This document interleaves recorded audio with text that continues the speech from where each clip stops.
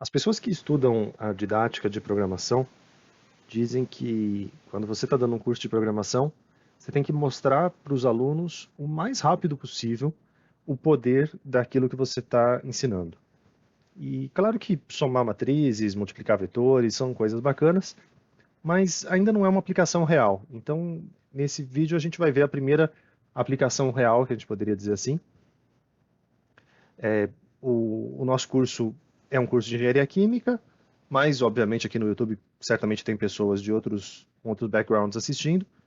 No entanto, dá para acompanhar porque é uma situação mesmo sem o ferramental técnico que é bastante intuitiva, porque a gente vai falar do princípio de Lavoisier, o princípio da conservação de massa. Então, mesmo quem, por exemplo, o engenheiro elétrico conhece a conservação, a lei dos nós, e vai entender uma situação parecida, e com um pouco de bom senso a gente consegue acompanhar. A gente vai estar falando de um evaporador. Então, o evaporador serve para retirar a água de algum processo, de alguma corrente. É um processo para retirar a água de alguma corrente. A gente vai estar tratando uma vazão de 500 kg por hora de um certo produto, que tem um teor de água de 60%. É um processo que tem um reciclo. Então, o reciclo é uma coisa que, em geral, a gente usa para melhorar a eficácia de alguns processos. Se a gente olhar só para o evaporador, o que está acontecendo no evaporador é que entra uma corrente a 30% de teor de água e sai uma corrente a 5% de teor de água. Então, o evaporador retira uma certa quantidade de água e essa vazão que está voltando aqui, ela vai estar com os mesmos 5%, porque isso aqui é só como se fosse uma bifurcação, um desvio mecânico. E aqui a gente vai ter uma mistura. Então a gente vai ter um produto mais úmido a 60% e um produto mais seco a 5%, que vai corresponder a esse produto final a 30% de água. E a pergunta é, quanto que a gente vai ter que tirar de água a cada hora para conseguir operar o processo dessa forma e ter essa saída constante a 5% de água? E o jeito que a gente descreve isso aqui é, em primeiro lugar, dando nomes para as variáveis, que são as vazões das correntes. A gente vai chamar de F, que é a única vazão que a gente conhece. Se a gente olhar aqui na figura original, a vazão de entrada geral é conhecida. E a gente chama de F de fresh, de fresco. É a vazão nova num processo, é a anotação normal na engenharia química. As outras correntes que são desconhecidas, a gente vai chamar de Q1, Q2, Q3, Q4 e Q5. Então, o nosso objetivo é calcular todos esses Qs. Essa corrente que sai do evaporador, ela é só água, e as outras correntes têm as suas concentrações de água, conforme a explicação anterior. A ideia do balanço global de massa, então, como eu falei, é a conservação. Tudo que entra tem que sair se a gente estiver operando em estado estacionário, ou seja, se não estiver acumulando, se não estiver parando nada aqui dentro do evaporador, tudo que entra tem que sair. Então, essa é a equação do balanço geral. A entrada geral F é Q2 mais Q4, as duas saídas.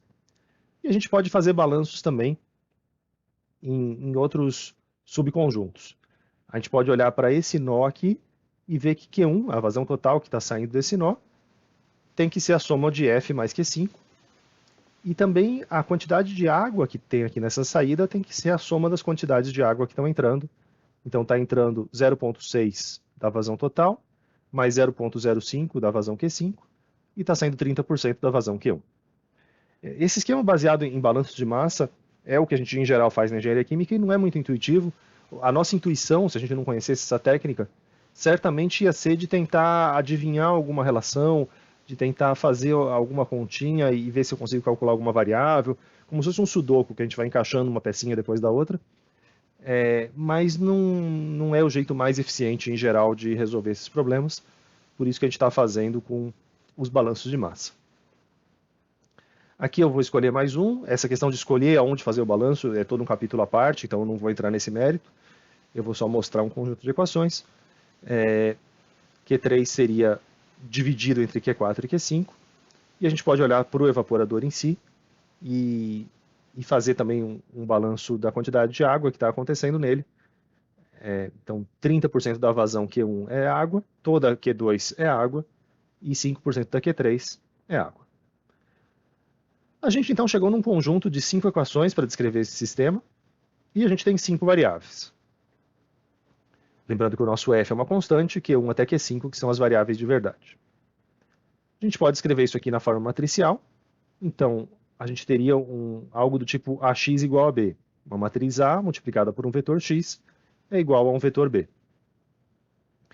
E tem uma boa razão de por que no ensino médio a gente, em geral, só trabalha com escalonamento de sistemas 2x2 ou 3x3.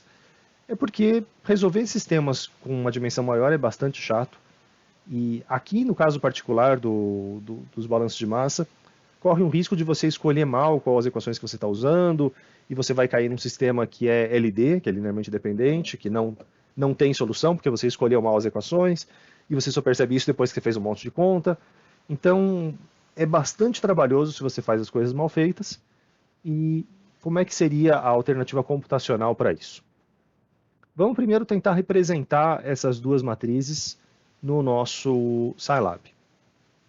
Então, a matriz A vai ser uma matriz simplesmente de números. Eu vou copiar, deixar ela aqui de ladinho, e eu vou copiar, então, a primeira linha é 0, 1, 0, 1, 0, a linha de baixo 1, 0, 0, 0, menos 1, 0.3, 1, 2, 3 zeros, menos 0.0.05, 0, 0, 1, menos 1, menos 1, e a última linha 0.3, menos 1, menos 0.05, 0, 0. Essa aqui, então, é a nossa matriz A. A gente pode conferir a matriz A que a gente digitou com a matriz A que a gente tinha no sistema original, e tudo parece de acordo. Muito bem. A gente, então, vai criar o vetor B, e esse vetor B ele é função da vazão, essa vazão F. A vazão total era de 5.000 kg por hora. Então eu vou definir uma variável para não ficar usando esse 5.000 como se fosse um número mágico. É melhor a gente sempre definir variáveis para isso. E o vetor B vai ser ff 0.6. ff 0.6 vezes f, 0 e 0. Aqui tem que ter pontos e vírgulas, porque é um vetor em pé, né? É uma linha embaixo da outra. Esse aqui vai ser o nosso vetor B. Muito bem. O sistema que a gente quer resolver seria algo do tipo AX igual a B. E, então a gente vai querer, de alguma forma, passar o A dividindo, né? Se fosse para extrapolar um pouco a notação de como é que a gente resolve as equações. No Scilab, a gente tem uma notação muito, muito simples para fazer isso, que é simplesmente x igual a A barra B. E o A barra B, o que ele faz é resolver esse sistema linear. Então, A barra B é um código para meio que passar dividindo essa matriz. Não é uma divisão de verdade, tanto é que não é nem a barra de divisão, é uma barra invertida, mas é um jeito de resolver o sistema com um único comando, com um único caractere. A gente consegue resolver esse sistema, e se a gente mandar ele resolver, a gente vai ter essa resposta aqui. Em todo problema de engenharia, a gente não pode se contentar em obter uma resposta, fazer um quadradinho bonitinho ao redor dele e achar que a gente resolveu o problema. A gente tem que olhar para o número que a gente obteve e ver se ele faz algum sentido. Então, a gente tem que voltar para o nosso problema e dar uma olhada nessas vazões que foram calculadas. Ele me disse que a vazão Q1 é de 11.000. Então, eu tenho uma vazão Q1 de 11.000. E eu percebo, por exemplo, que a vazão Q5 é de 6.000.